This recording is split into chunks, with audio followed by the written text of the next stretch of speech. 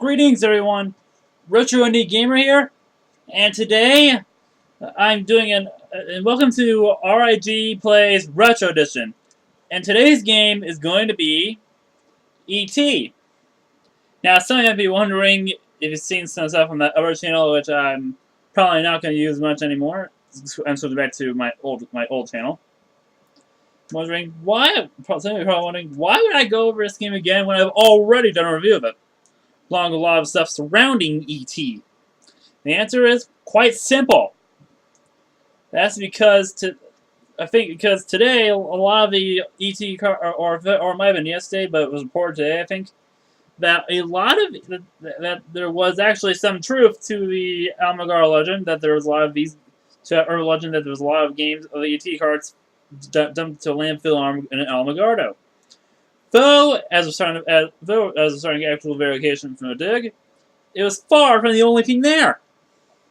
I think they found some other games there too. Some which are quite common, some which have been released in other forms. This has never been released in other forms, though there have been other ET games which... Let's say that all the ET games I played for various consoles, this is probably the best one of the bunch. So, now for the whole thing with the Alamogordo thing, now what... From what most sources, what really happened here over there? Well, Atari was trying to clear us the whole junk. I mean, one reason that I hear, which actually sounds quite... A couple reasons I've heard which sound reasonable, is that one, that Atari was clearing out one of their cartridge manufacturing plants and turning it into a computer manufacturing plant, and a whole bunch of these there, a whole bunch of cartridges there they decided to get rid of, along a whole bunch of Atari 2600 consoles. Another is that they were trying to get rid of a whole bunch of broken, defective merchandise, which mostly consists of consoles. I mean, these games, they will love these games, but these games can last a really long time.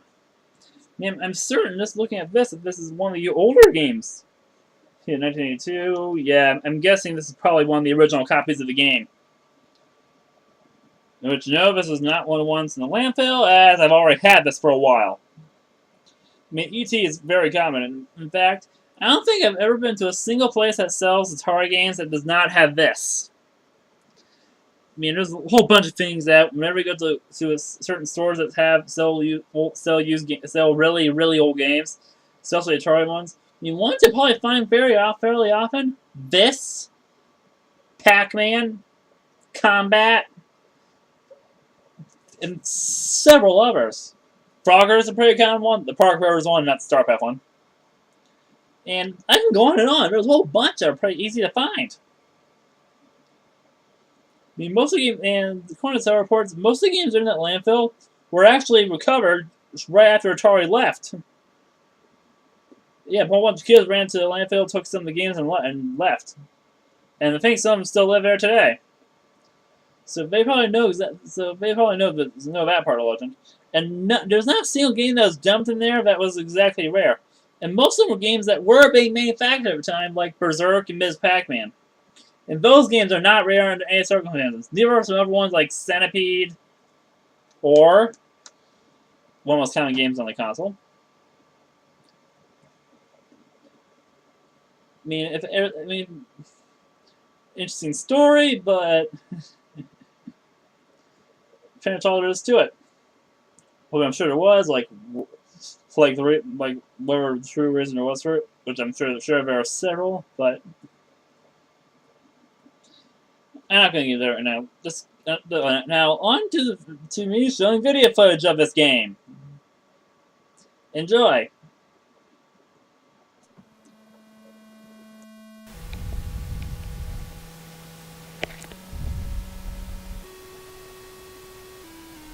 Yeah, here we are with E.T. And I'd say, pretty decent title screen. I mean, most Atari games, hell, didn't even have title screens. Heck, the only ones I can think of that had them are this and Sword Quest. And I've already shown what I think of those games. I mean, in one of them, the title screen is the only redeeming feature. Now this, let's see how the game is.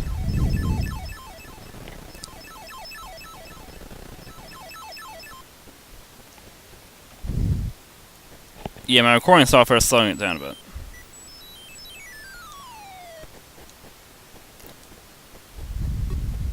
Oh, the pits. Yeah, definitely a design flaw. I mean, if this game had a bit more time, I'm sure this issue could have been repaired. But the guy was in a rush. I mean, to me, most movie tying games get some sort of leeway. So yeah, this game, nothing special. Let's go around finding phone pieces, so E.T. can call home.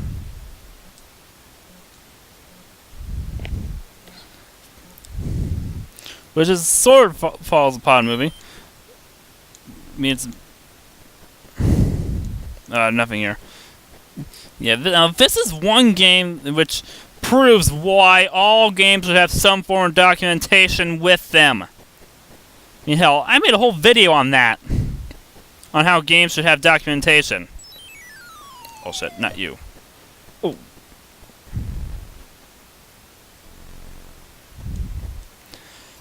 Because for a while, there's probably a lot that people do not know what those icons at the top of the screen were. That keep flashing.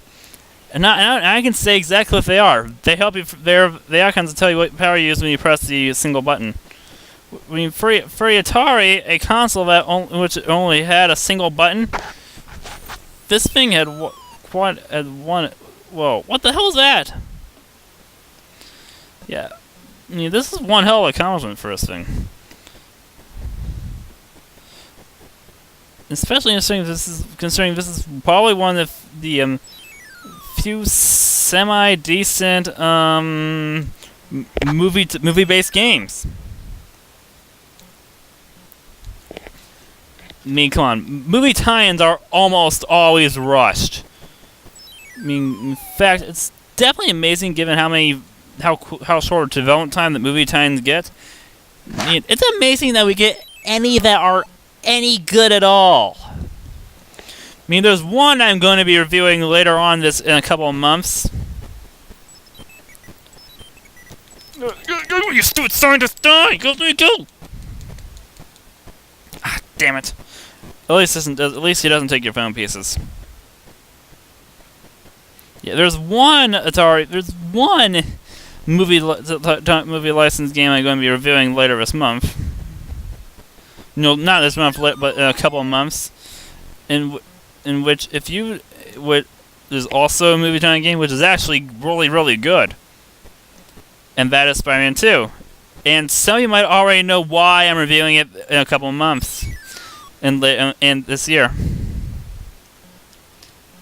But I'll get that later. I mean, that's an example of a movie time game that doesn't suck.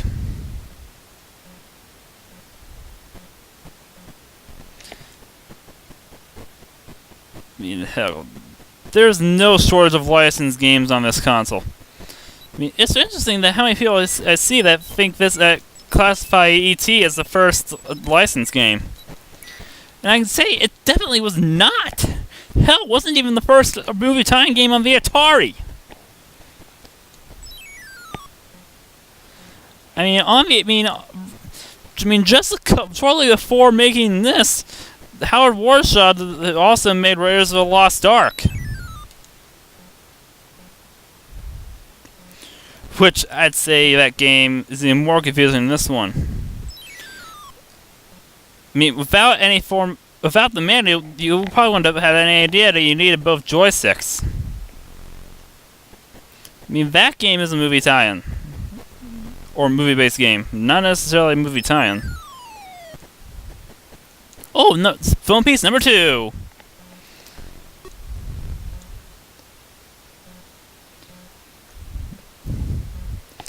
Yeah, there was an awful lot of licensed games on this console. Most of them sucked in some way. Not just this one, but a whole bunch of other ones sucked too.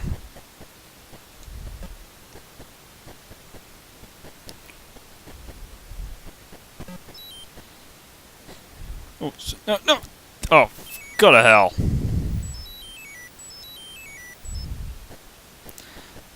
That's why I don't like this mode. Stupid FBI agent. But, well, in any game you need some sort of challenge.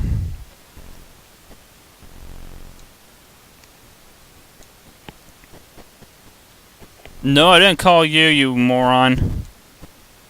Oh, Hi, Elliot.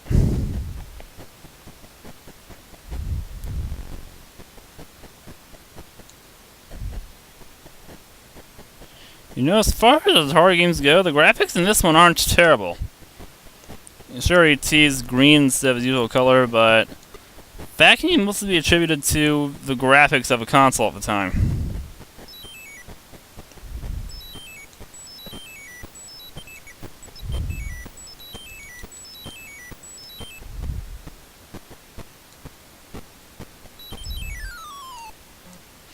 Ah! There, you stupid scientist! I mean, E.T. is brown in the film, but here he's green mostly because that probably has something to do with their being in a time crunch. I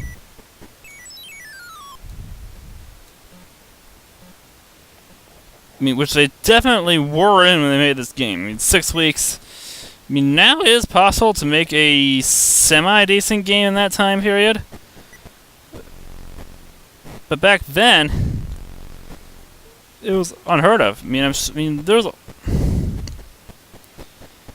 the amount of junk in this game, especially licensed games that are on the Atari around the same time as this, it boggles my mind. And this is I can list a whole bunch of really crappy licensed games of the Atari at the time.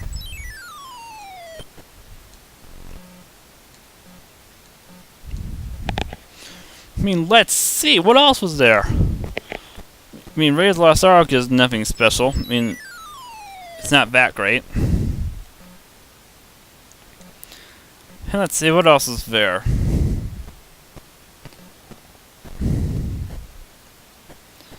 God, I did a whole video series on them, and I've tried so hard to block some of those games out. If you played some of those games, you understand why.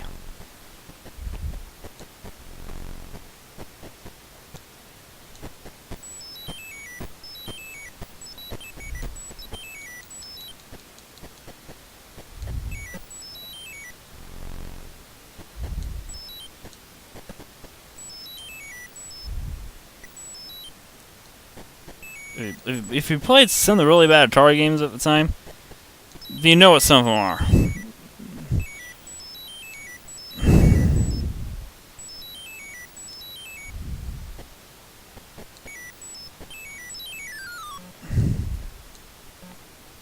I mean, let's see. For licensed games, there was this.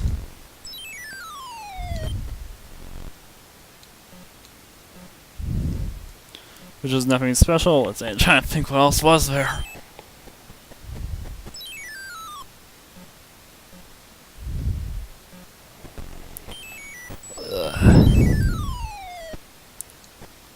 Oh yes, I know there are lots of strange licensed games on here.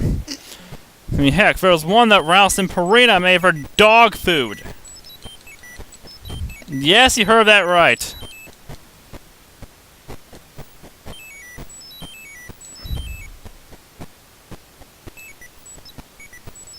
Like gummies, you stupid scientist! Go to hell! Go to hell! Yeah, there's a lot.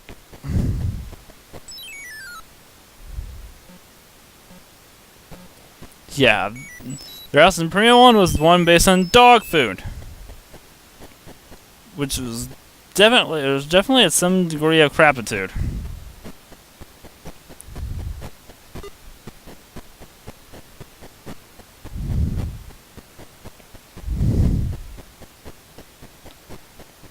It's definitely at some sort of degree of crapitude.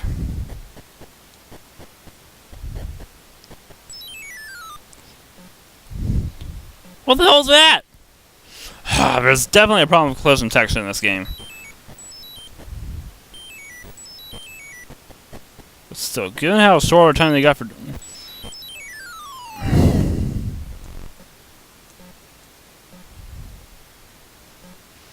Yeah, given the crappy development... I mean, this...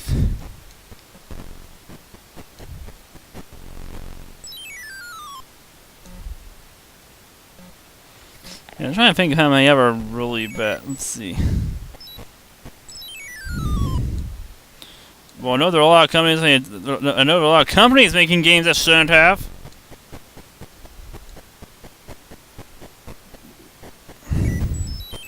mean, the poster child for that was definitely Quaker Oats. The minds behind U.S. games, which made such delightful classics such as Sneak and Peek and Space Jockey. Ugh. Oh, it has the E.T. theme in it. Pretty nice. And really, how can you say the graphics for this game looked bad even for a time? I mean, they're decent.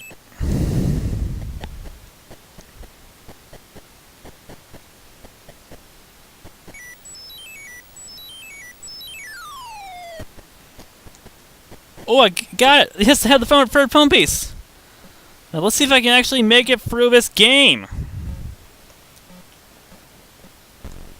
With... It's not here.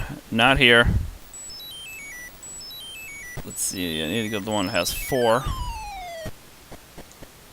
Oh, what the hell was that? What the hell was that? This game. Rush job running all over it. Just like Pac-Man did. But at least in the case of Pac-Man, Atari redeemed themselves later on down the road. In the form of Junior Pac-Man and Ms. Pac-Man.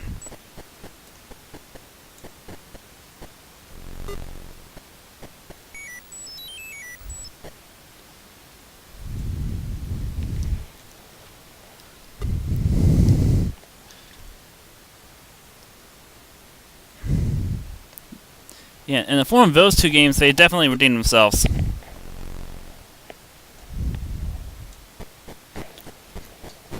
Oh, no, you! Go away! I died! Damn it!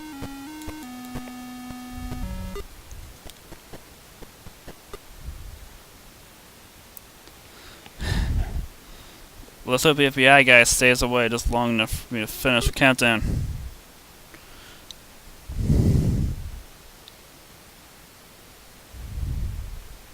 I hope it is.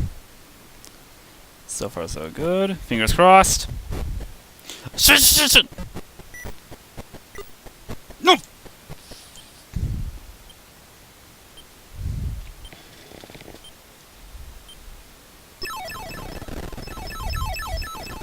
Yes! I think I did it! Yes, I did it! Yes! Yes! This is the end of the game. Which Elliot wanders around the house. Yeah, sorry it's a little slow. Part of that is due to the refinement of the recording software. Rest of the game actually does have a pretty decent frame rate, which that's probably really hard to do for the Atari, because really the Atari is really the Atari is really difficult with any form of modern equipment. Yeah, this is the first time that I've actually.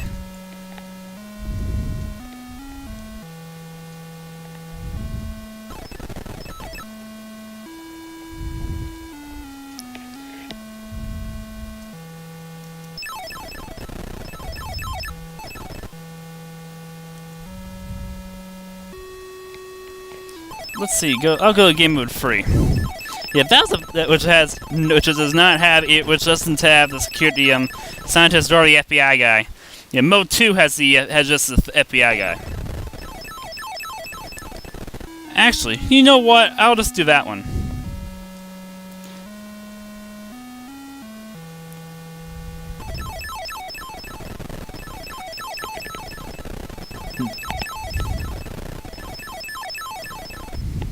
And this is the first time I ever got this. That was the first time I ever got through the game on its hardest difficulty level.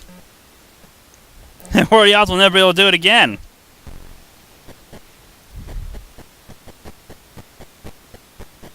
Also, shit. No. I don't need you now.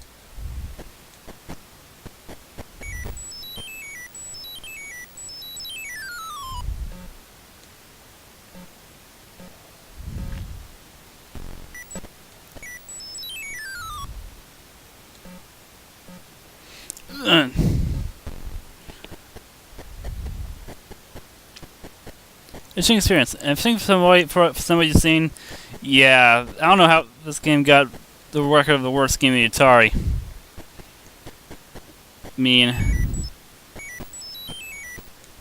one thing I can say, which is more than I can say for a lot of games made back then and even now, is that it's playable. It's 100% playable. It may not look it may not be the best game on the Atari by any means. It's definitely not. But it's not even close to the worst either. Neither it or Pac-Man. Though I had Pac-Man on my worst Atari game list at one point, that game has since been moved off my list. Especially since I discovered Sky Skipper, which reeked. Now that game reeked of porting disaster.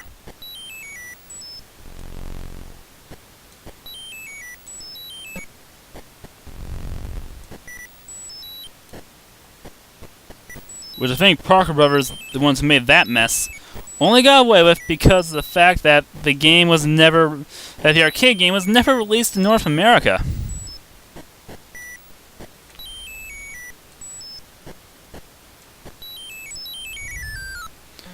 Oh yeah, I forgot to talk about the different icons. The story is still focused on the game.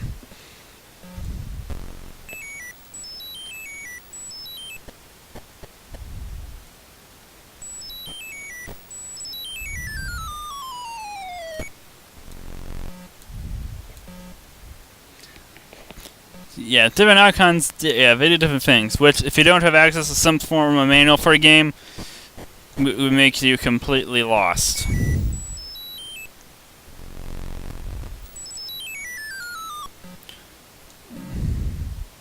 Yeah, that icon with the arrow and the line underneath it mean you're basically floating upwards.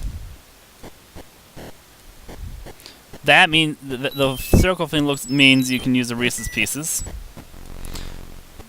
This one makes it so you can call vote. The one of the pillars makes it so you send the other guys back to the home screen. Oh, here's the forest. Oh, down means the directional arrows tell you which direction to go. The directional arrows tell you which area you can teleport in when you press the action button, or should I say the Atari button? Because if you're familiar with the console, you know it only has one button.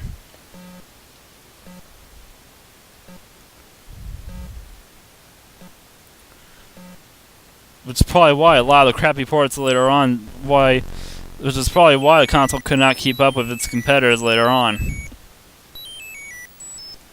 Look at the television. As many buttons as that thing had, same with its, I guess you can call it the copycat, the ColecoVision. Say what you will about those two. I need to remember this.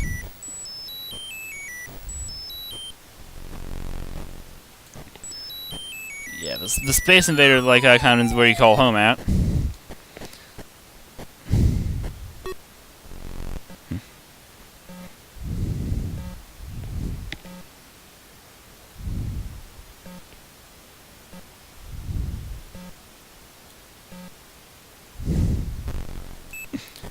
Yeah, I'm trying to think of things to do whenever I hear someone say again that this is the worst game ever made worst game for the Atari, blah blah blah blah blah blah, random crap like that. Which I would then threaten, go try Karate or Hong Kong 97, and then come talk to me. Or A Town of No Name, which is so bad I don't even want to even cover that one, or Plumber's Overties. And unless I get requests, I am not reviewing that particular piece of junk. Come back to me at playing any of those, then say E.T. is the worst. And same thing after looking at that horrendous pile of crap known as Karate. As far as Atari games though, that thing is broken beyond belief. Oh wait, back to thing and... they tried making a fighting game on a console.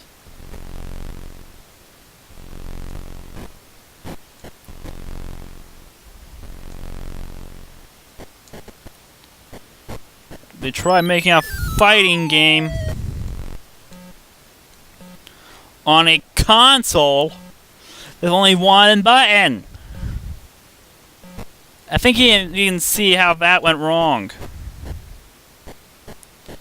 Oh! You took my phone piece, you ass. Sorry, I didn't mean to say that. I mean, look at some of the games later on in Atari's lifespan. I mean, I remember once played an Atari 2600 port of Double Dragon 2. No, not Double Dragon 2. The original Double Dragon.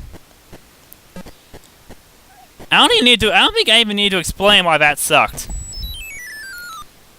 That thing required a whole bunch of complex maneuvers to control, and which required different buttons.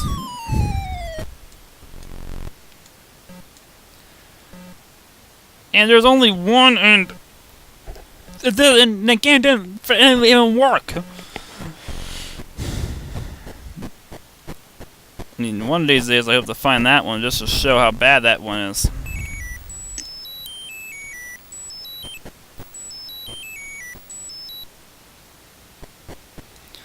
Let's see. Try and find Elliot. Try and call him home so I can. You know what? I think I might just end it here. I've already made it through a game once. Yeah, this was R.I.G with my review of E.T. Or at least a video commentary of E.T. Yeah, nothing. Yeah, not the best game of the Atari, and definitely not the worst either. This is a pretty mediocre game from a time when there was a whole lot of crap on that. When there was a whole lot of crap on that console.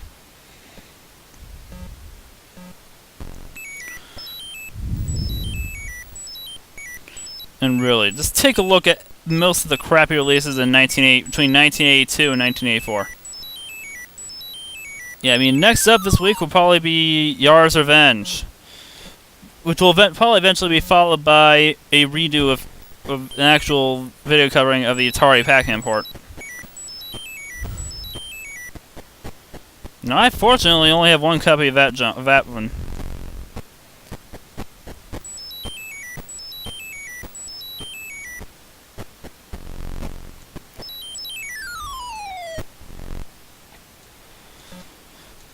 But that is one game that I find for Atari often enough that, which it probably will not be surprising if I eventually end up with more copies of that horrendous thing. You know, okay, that'll be enough. I mean, my Val Verge first game, again, you stupid! Too bad I can't kill you. Yeah, my verdict for this game is the same as it was before, which was a 6.5 out of 10, I think between average and above average, if I remember correctly.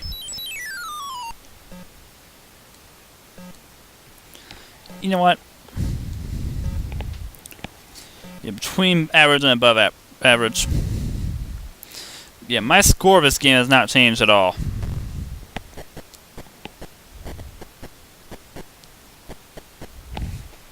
So, until next time, everyone. What a perfect place to end. Yes, I did that one on purpose.